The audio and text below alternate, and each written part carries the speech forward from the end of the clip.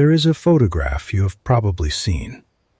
A woman standing in a kitchen, or sitting at a vanity, or simply walking out a front door on an ordinary Tuesday morning. She is not dressed for a special occasion. She is dressed for the day. Her hair is set. Her posture is easy. There is something composed about her that is not stiffness and is not performance.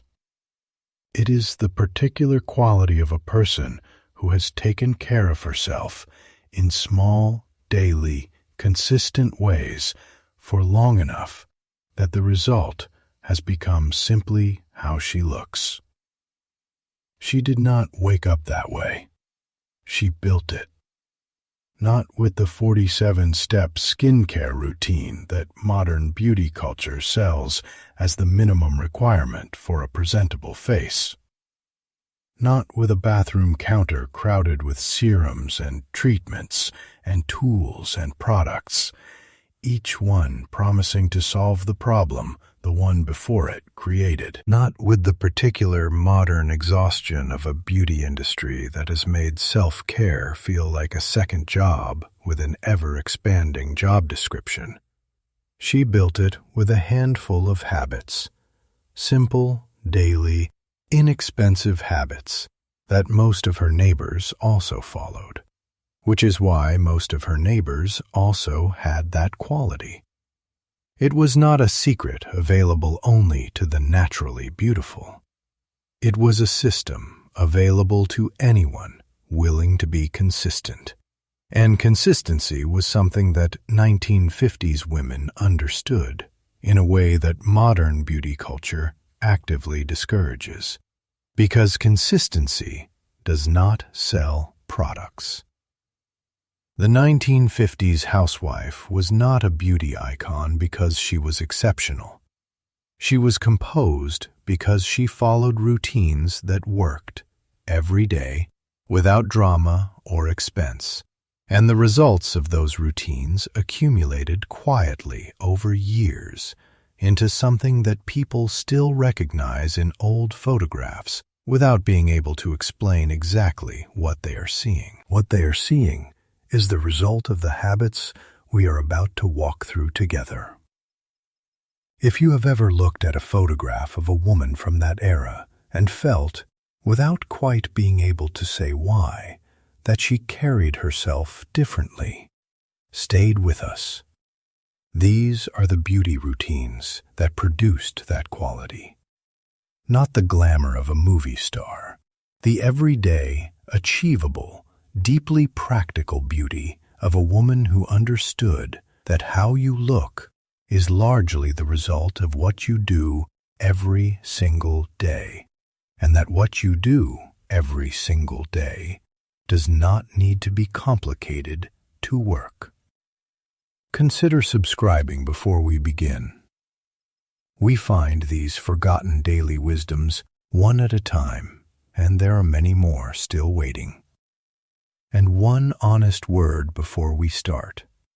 Beauty standards in the 1950s were narrow in ways that were unfair and often harmful, and the pressure on women to meet them was real and unequal. What we are looking at today are not those standards. We are looking at the underlying habits, the practical self-care that lived underneath the era's specific aesthetic. The habits that served these women's health and well-being, regardless of what beauty looked like in any particular decade. These habits work in any era because they are not really about appearance. They are about care, about showing up for yourself in small ways every day. And that never goes out of fashion. Let us begin. Number 1. She cleansed her face twice a day, every day, without exception. The foundation of every 1950s beauty routine was not a product. It was a practice. Twice a day, morning and night, without negotiation with tiredness or convenience, the face was cleansed. The specific product varied by household and by budget. Cold cream was common. Simple soap and water was common. Some women used nothing but warm water at night and cold cream in the morning. What did not vary was the frequency, morning and evening, every day, without exception. This mattered for reasons that modern skincare science has since confirmed, but that 1950s women understood simply from observation. A face that is cleansed consistently looks different from a face that is cleansed whenever it seems necessary. The skin that is cleared of the day's accumulation every evening and started fresh every morning has a different quality over months and years from skin that is inconsistently maintained. Modern skincare often gets lost in the question of which cleanser to use, which pH is correct, which ingredients are most effective, which system is most advanced. The 1950s woman bypassed all of that with a habit so basic it almost sounds inadequate until you consider how rare it actually is to do something consistently, twice a day, every day, for years. She cleansed her face every morning, every night, before anything else went on it, and after everything else came off. That consistency, more than any ingredient or formulation, was the foundation. Number 2. Cold cream was her most trusted beauty tool. Cold cream is one of the oldest beauty preparations in the Western world, and in the 1950s, it was present in almost every woman's bathroom, regardless of income level. It removed makeup thoroughly. It cleansed the skin. It moisturized in the same motion. It was one product doing 3 jobs, and it did all 3 well. The application was deliberate. A small amount was massaged into the face in upward circular motions, not rubbed, not applied quickly and removed quickly, massaged with the fingertips in a way that served the skin's circulation as well as its cleanliness. Then it was removed with a soft, damp cloth, taking the day's makeup and grime with it. What followed this removal was a face that was clean, moisturized, and prepared for sleep in a single 5-minute ritual that cost almost nothing and required nothing more specialized than a jar that sat on the vanity within arm's reach. The modern version of this ritual has been expanded into multiple products that collectively cost far more, take longer to apply, and produce results that are not consistently better than the single jar of cold cream that every woman's grandmother kept by her mirror. The expansion is not primarily the result of better skincare science. It is primarily the result of better marketing. The cold cream habit was effective. Its replacement with a 10-product routine is expensive. She used cold cream. She massaged it in. She removed it properly. She did this every night. The simplicity was not a limitation. It was the point. Number 3. She moisturized before it was a trend. After cleansing, a moisturizer went on. Not an advanced serum, not a layered system of hydrating products applied in a specific order. A moisturizer. 1. Applied while the skin was still slightly damp from cleansing so that it could seal in that moisture rather than simply sitting on the surface. In the 1950s, common moisturizers were simple by modern standards. Pond's cold cream served as moisturizer as well as cleanser for many women. Others used petroleum jelly on particularly dry areas. Some used cocoa butter. Some used nothing more than the slight residue of the cold cream that had not been fully removed. The habit was not about the specific product. It was about the practice of hydrating the skin after cleansing rather than leaving it stripped and dry. A face that is consistently moisturized from an early age ages differently from one that is not. This is not controversial science. It was practical observation that women in that era made from watching their mothers and grandmothers who had made the same observation from watching theirs. Modern moisturizing has been complicated enormously by the introduction of active ingredients, SPF considerations, antioxidant formulations, and the general proliferation of options that turns a simple daily habit into an anxious research project. The 1950s habit was not complicated. It was consistent. And consistent, simple moisturizing applied every day for decades produces results that no occasional complicated routine can replicate. Number 4. She protected her hands like her face. The hands were treated with the same daily care as the face in a well-maintained 1950s beauty routine, and for good reason.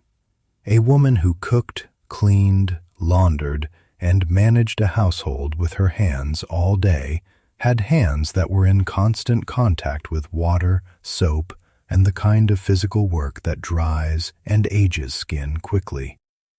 Hand cream lived next to the kitchen sink. Not in a drawer, not in the bathroom. Next to the sink, where it was immediately accessible after every round of dishes or cleaning, and where its proximity made using it the path of least resistance, rather than an extra step that was easy to skip. The habit was simple. After washing and drying the hands, hand cream went on. Every time. Not once in the morning and once at night, but every time the hands were washed, which, in a household where cooking and cleaning were constant, was many times throughout the day.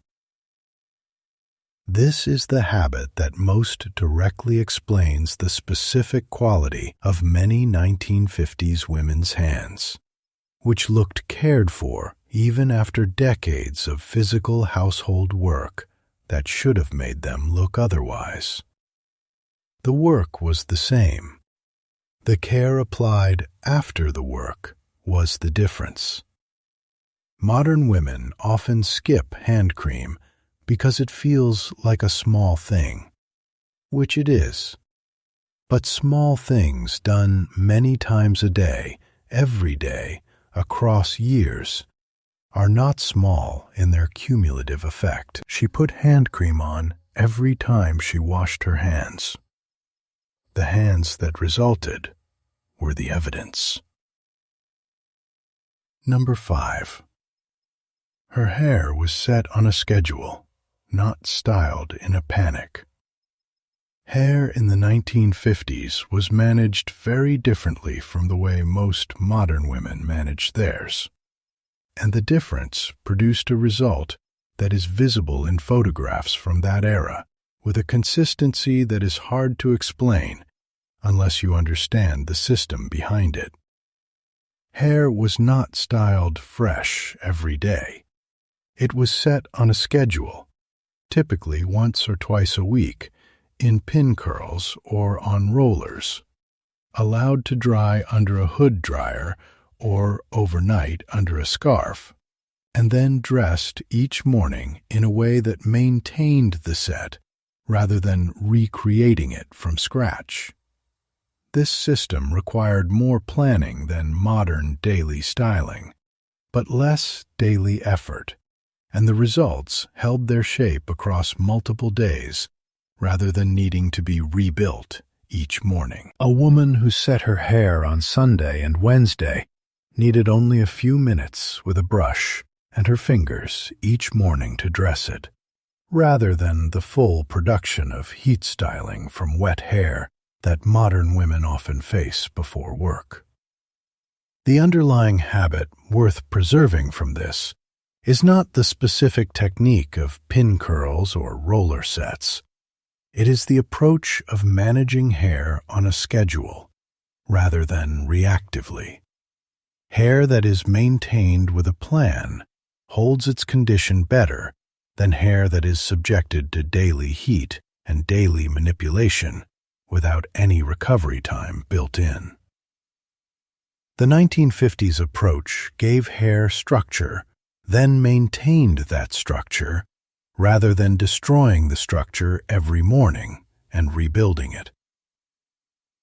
Number 6. She brushed her hair 100 strokes every night. This habit has been dismissed as old wives' wisdom by modern hair science, and the specific number, 100, is perhaps less important than the practice it represented. But the practice itself was sound.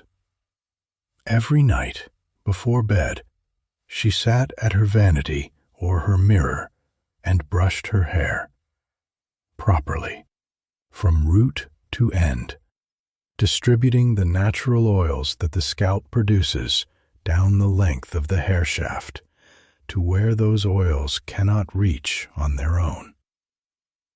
She detangled the day's knots gently rather than attacking them in the morning under time pressure. She stimulated the scalp with the motion of the bristles in a way that supported the health of the follicles. The brush used was typically a natural bristle brush, which is softer on the hair than synthetic bristles and more effective at distributing oils without snagging. The motion was slow enough to be thorough rather than fast enough to cause breakage. What this habit produced over months and years of consistent practice was hair with a natural luster that is difficult to manufacture with any product, because it was not manufactured. It was the actual natural oil of the hair, distributed properly, doing what it was designed to do when given the opportunity to do it.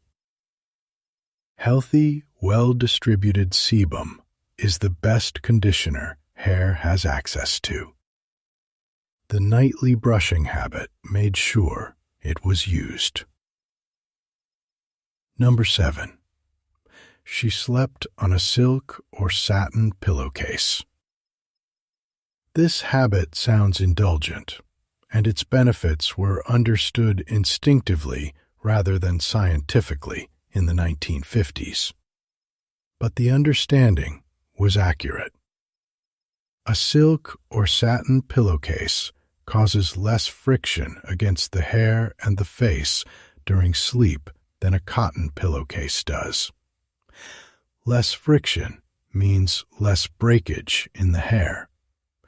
It means less of the mechanical stress on facial skin that, over years of nightly contact, contributes to the kind of sleep lines and surface texture that a rougher pillowcase produces.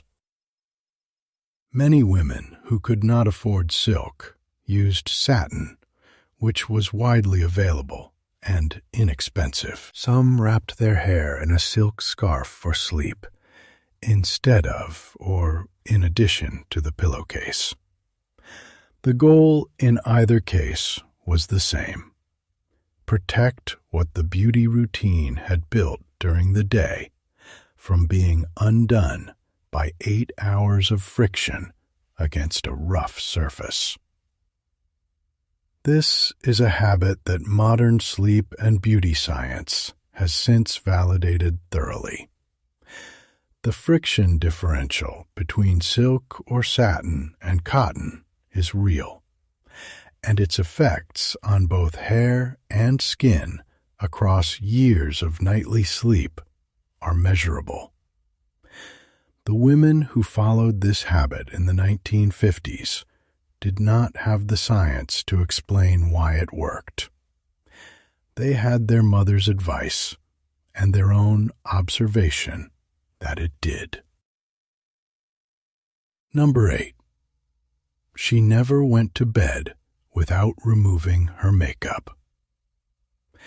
In a 1950s household, sleeping in makeup was not a tired Friday night decision that most women made sometimes. It was simply not done. Whatever else the evening had held, however late the hour, however tired the person, the makeup came off before sleep. The mechanism was simple and has not changed. Makeup left on the skin overnight blocks the natural processes of cellular renewal and oxygen exchange that the skin performs during sleep. Foundation and powder and mascara and lipstick are designed to sit on the surface of the skin during the day and resist the elements while doing so. Left in place overnight, they continue to resist, which means they resist the skin's own nighttime repair processes, along with everything else. A woman who never slept in her makeup across a lifetime of wearing it preserved the quality of her skin in a way that no amount of morning skincare could compensate for if the nighttime removal habit was absent. The before is always more powerful than the after when it comes to skin. Keeping something off the skin overnight is more effective than treating the damage that leaving it on produces. She removed her makeup every night.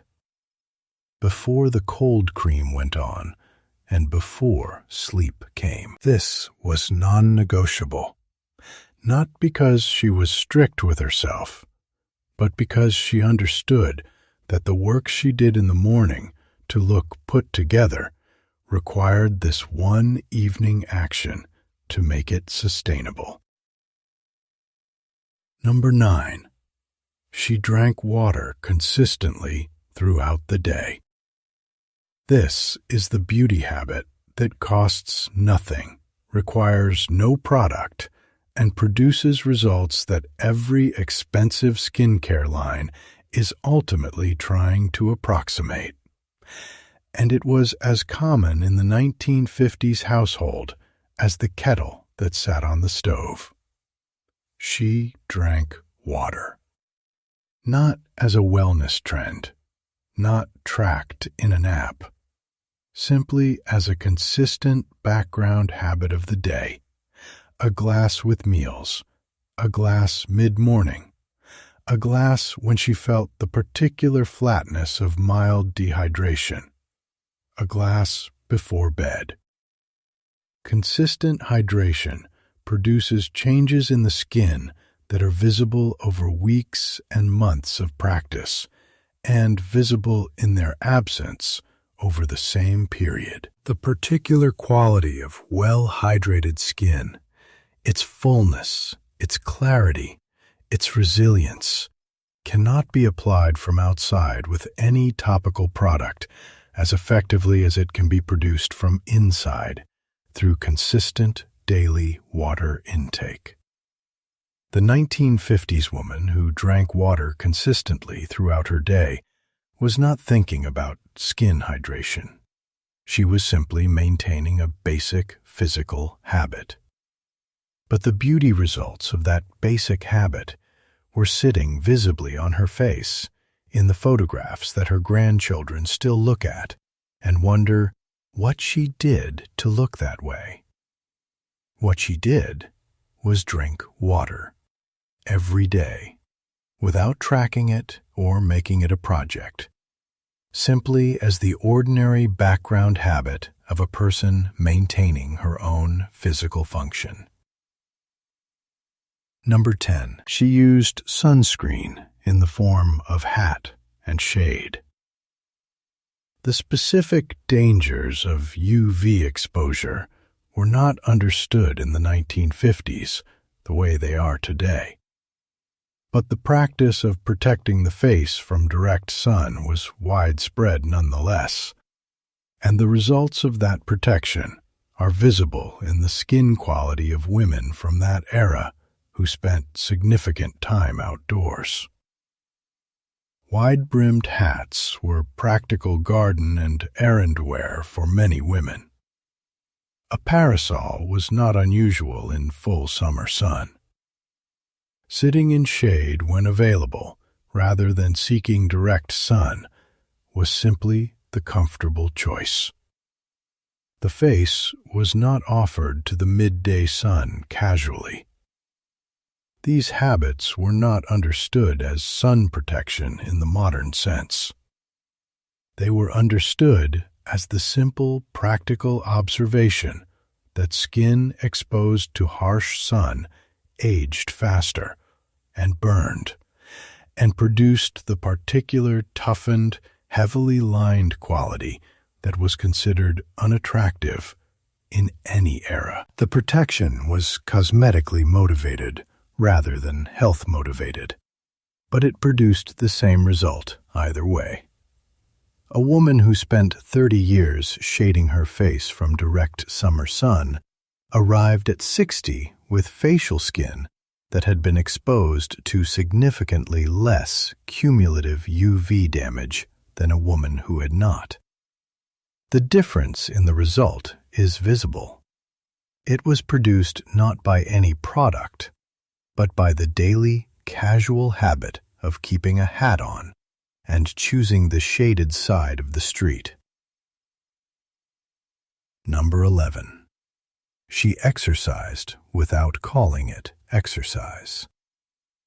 The women of the 1950s did not, for the most part, have gym memberships or fitness routines in the modern sense. They had physical lives. They walked to the store rather than driving when possible. They hung laundry on the line. They swept floors and scrubbed surfaces and moved through their homes and neighborhoods with a continuous, low-level physical activity that modern sedentary office life rarely replicates. The beauty effects of this constant, moderate physical activity were not sought. They were produced as a byproduct of simply living a physically active daily life.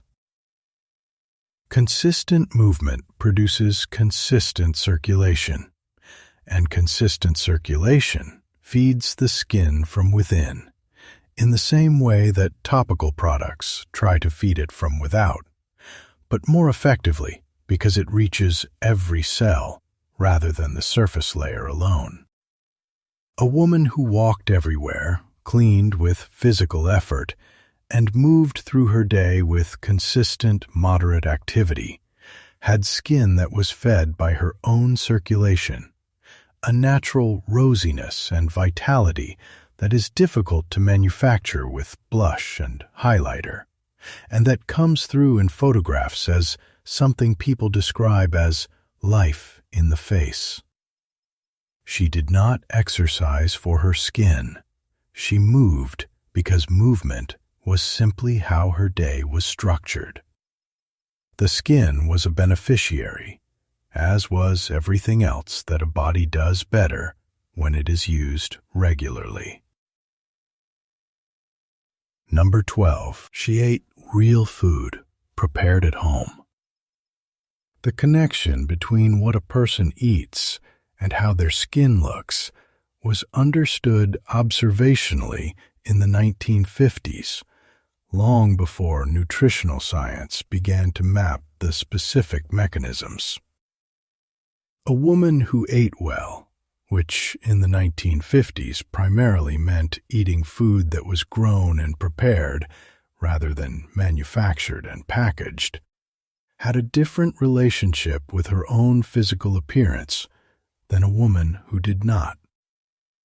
Real food, cooked at home, provided the nutritional building blocks that skin requires for its own renewal and maintenance. Vegetables cooked from fresh, meat with its natural fat, eggs from chickens living something resembling their intended life, dairy from farms rather than from industrial processing chains, fruit in season, bread made from flour and water and yeast without a list of stabilizers and emulsifiers. This food was not eaten for its beauty benefits. It was eaten because it was what was available, what was affordable, and what a household knew how to prepare. But the beauty benefits accumulated anyway, quietly, in the form of skin that was receiving what it needed from inside rather than only from what was applied to its surface. The modern beauty industry has largely focused its attention on the surface because the surface is where products can be sold.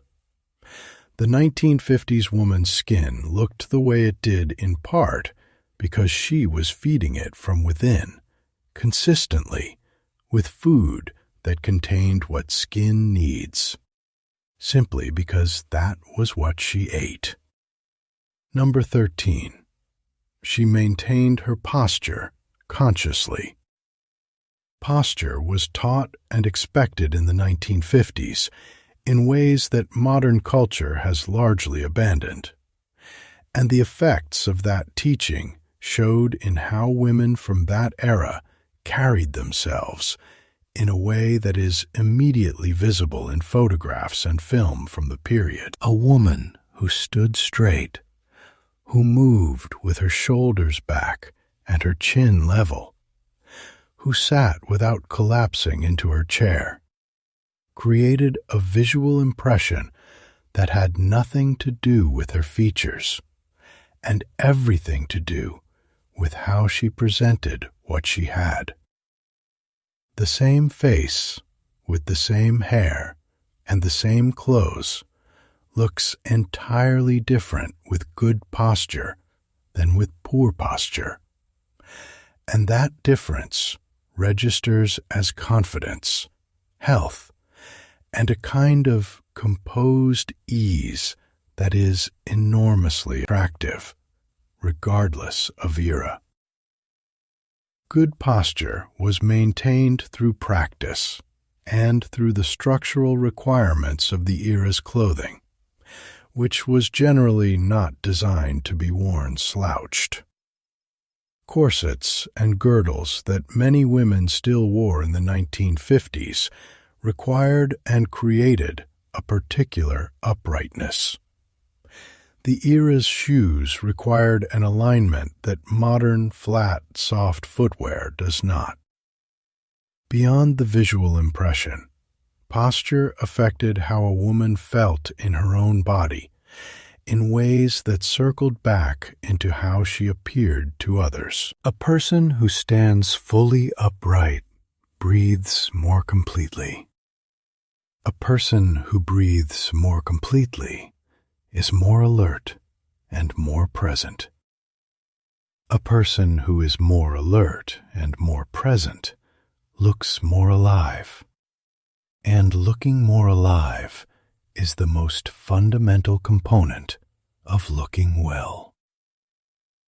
She stood up straight, not to impress anyone, because she had been taught to, and because after enough years of the habit, it was simply how she stood. Number 14. She kept her appearance consistent, not occasion-dependent. One of the most quietly important beauty habits of the 1950s housewife was something that is easy to overlook because it was not a specific action, but a general standard. She did not reserve her appearance for special occasions. She dressed for Tuesday morning the same way she dressed for Saturday afternoon. Not identically, but to the same standard. Her hair was set because it was set on her schedule, not because company was coming. Her face was presented the same way at the grocery store that it was presented at a neighbor's dinner party. Not because she was performing, but because the standard was the standard, not a special occasion event. This consistency produced something that occasion-dependent grooming cannot produce, which is the appearance of a person who is naturally composed, rather than a person who cleans up well when required to. The first reads as character, the second reads as effort, and they look different even to people who cannot articulate the difference. A woman who was always at approximately her best looked, over time, like a woman who simply looked that way. The same way a house that is always at approximately its best looks like a tidy house, rather than a house that has been hastily arranged for company. The consistency is what creates the impression, not any individual instance of the standard being met. She maintained her appearance for herself every day, not for the days when it was required. The result was a woman who looked cared for, rather than a woman who looked prepared. Number 15. She ended every day with a moment that was only for her. Of all the beauty habits in this list, this is the one that is most difficult to categorize as beauty, and most important to name as the source of the quality that everything else was building toward. Before the day ended, before sleep, in the privacy of her bedroom or her bathroom, she had a few minutes that belonged to no one else. The cold cream going on was her time. The hair being brushed was her time. The hand cream being worked into tired knuckles was her time. These were not glamorous moments. They were not special. They were ordinary to the point of invisibility. But they were hers. In a life structured almost entirely around the needs of others, these few minutes at the vanity or the bathroom mirror were the daily reminder that she also had needs that mattered. A face worth caring for, hands worth maintaining, hair worth attention. Not because anyone was watching, not because tomorrow required it, though tomorrow would benefit from it. Because she was a person deserving of the small daily care she gave to every other person and surface and object in her household. The beauty that came from these habits was real. The skin that was cleansed and moisturized, the hair that was brushed and protected, the hands that were tended after a day of work. All of it was visible, and all of it accumulated. But underneath the visible results was something less visible and more important. A woman who had been reminded every evening in those few quiet minutes that she was worth the effort. That quality of a person who has been consistently treated as worth caring for, including and especially by herself, is the thing that photographs from that era capture and that people still respond to without being able to name. It is not a skincare result. It is not a hair care result.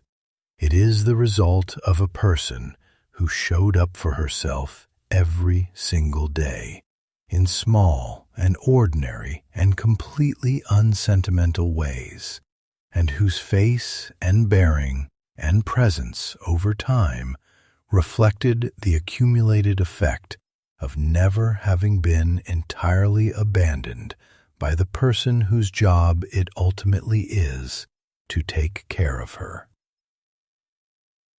15 habits. No 47-step routine.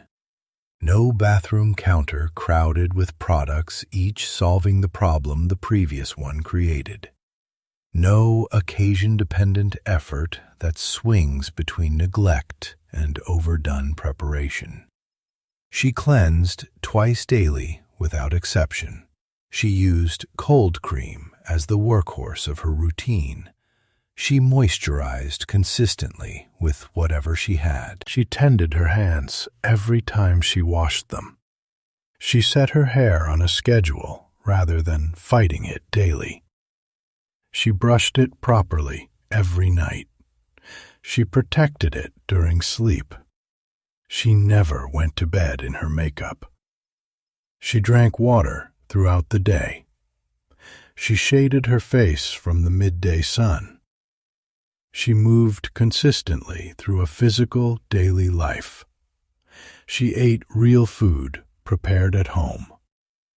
She stood up straight. She maintained her standard every day rather than saving it for occasions. And every evening, she gave herself a few minutes that belonged entirely to her.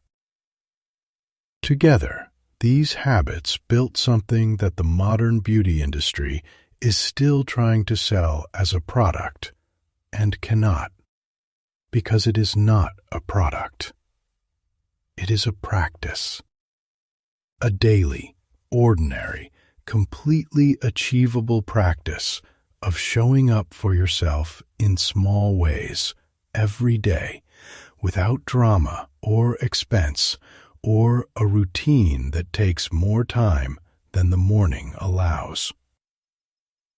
The women in those photographs look the way they do because they did these things, not because they were naturally more beautiful, not because they had access to better products, not because their era had solved something that ours has not, because they were consistent, because they were practical, because they understood in the way that people who actually get things done tend to understand, that the ordinary done every day is worth more than the extraordinary done occasionally.